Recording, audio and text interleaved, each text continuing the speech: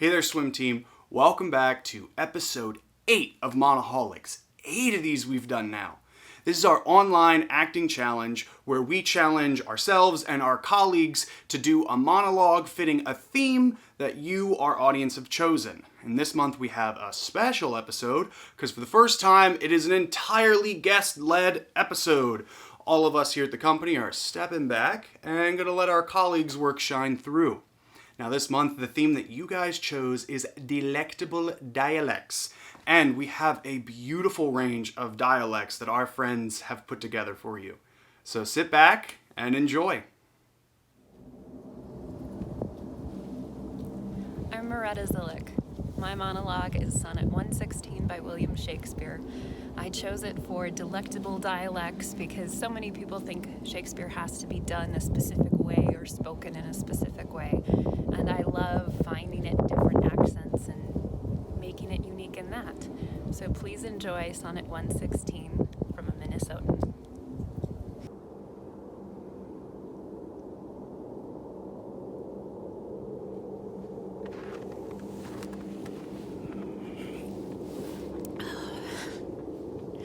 Let me not into the marriage of true minds admit impediments. Love is not love which alters when it alteration finds, nor bends with the remover to remove. Oh no, it is an ever-fixed mark that looks on tempests and is never shaken, yet it is the star to every wandering bark whose worth's unknown although his height be taken. Love's not time's fool. The rosy lips and cheeks within his bending sickle's compass come. Love alters not with his brief hours and weeks, but bears it out, even to the edge of doom. This be error and upon me proved, then I never writ, nor no man ever loved.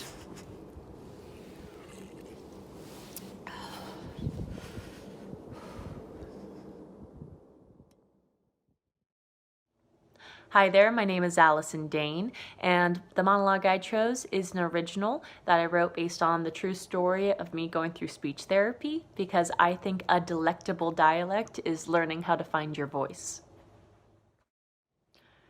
Something I don't talk about with a lot of people is the fact that I had a speech therapy for 7 years.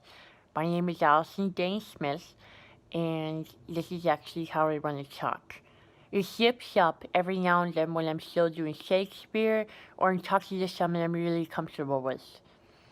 I would go to speech therapy every day after school for about 2 hours. My mom would pick me up, give me some top ramen, and then I'd go to see the rehearsal. And all I wanted to do was be the lead in the new play. I didn't have a lot of friends growing up because this is how I sounded, and it was very unfortunate to be around me in public. Eventually, I began to overcorrect. And this is how I sounded for a few more years. I said things like Universal Studios, coffee, I love you. I always sounded like I was trying to be English when really I was just trying to figure out how to talk to people. Until one day, I finally relaxed my tongue, my jaw, and all of my tension. And I started to sound like this.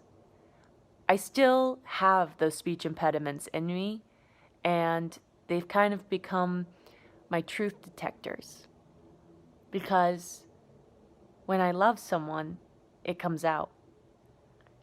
When I'm really comfortable and I'm smiling a lot, my speech impediment comes out. And I love that. Because now my I love you sound like I love you, or I love you, or I love you. So, if a speech impediment comes out with someone you love, know that they're finally comfortable in their own skin, in their jaw, in their life. And for all the people who finally got to see my speech impediment come out, I just want to say, I love you. Hi, my name is Sarah Smeltzer Wright, and I will be doing a piece from Neil Simon's one act, The Dinner Party, playing Yvonne. I chose this monologue, and I actually paired it with an accent. So I paired it with like the mid-Atlantic, transatlantic accent that you saw in like the old movies, that was invented to be kind of like this like grander, high society type of speaking in America. And I paired it with this monologue because that accent was created to kind of be unattainable. It doesn't come from like a place, right? So I just thought this character, she seems so unattainable to Albert, her husband, because, you know, they married twice, it didn't work out. So she kind of lives in this kind of fantasy world where she is grander than life, and it is unattainable. So I thought that fit her character, and yeah, I hope you enjoy.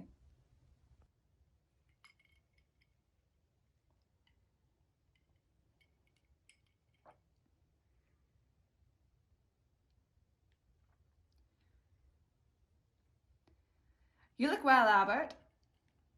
Or your back looks well.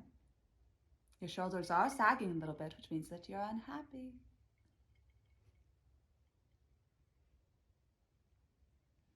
Look, I know it's never easy when a person leaves you in a marriage.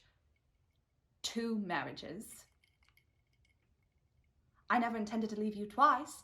I was perfectly fine just leaving you the once. But then you insisted that we tried again, and we did, and we failed again. So why am I being punished for being right? Oh, now he's shaking his head. I know what that means. She doesn't get it. She never got it.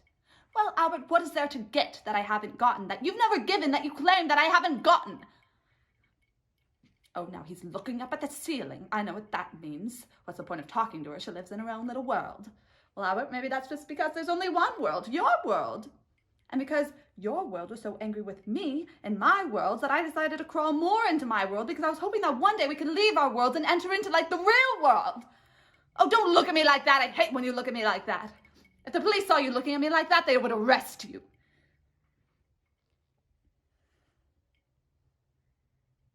You were always so kind and gentle, Albert. But our marriage was vague. It was like a window that needed washing. There was something there, but I could never make out what. The only thing that was clear was your silence. And your silence was deafening.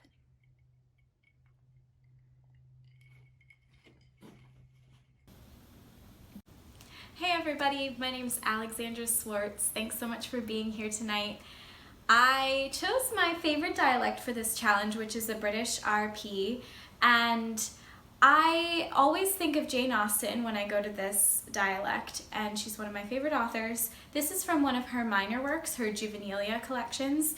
This character is named Mary Stanhope, and obviously I took kind of a modernized approach to the time period, so I hope you enjoy. Thanks. My dear Fanny, I am the happiest creature in the world, for I have received an offer of marriage from Mr. Watts. It is the first I have ever had, and I hardly know how to value it enough. How I shall triumph over the Duttons. I do not intend to accept it, at least I believe not, but as I am not quite certain, I gave him an equivocal answer and left him. And now, my dear Fanny, I want your advice whether I should accept his offer or not. He is quite an old man, about 32, very plain, so plain I cannot bear to look at him. He is extremely disagreeable, and I hate him more than anybody else in the world. He has a large fortune and will make great settlements on me, but then his is very healthy. In short, I do not know what to do. If I refuse him, he as good as told me he should offer himself to Sophia, and if she should refuse him, to Georgiana, and I cannot bear to have either of them married before me. If I accept him, I know I shall be miserable all the days of my life, for he is very ill-tempered and peevish, extremely jealous, and so stingy that there is no living in the house with him. He told me he should mention the affair to Mamma, but I insisted upon it that he should not, for very likely she would have me marry him whether I would or no. However, probably he has before now, for he never does anything he has decided to do. I believe I shall have him. It will be a great triumph to be married before Sophie, Georgiana, and the Duttons. And he promised to have a new carriage on the occasion, though we almost quarrelled about the colour, for I insisted upon its being blue, spotted with silver, but he declared it should be a plain chocolate, and to provoke me further, said it should be just as low as his last one. I won't have him, I declare.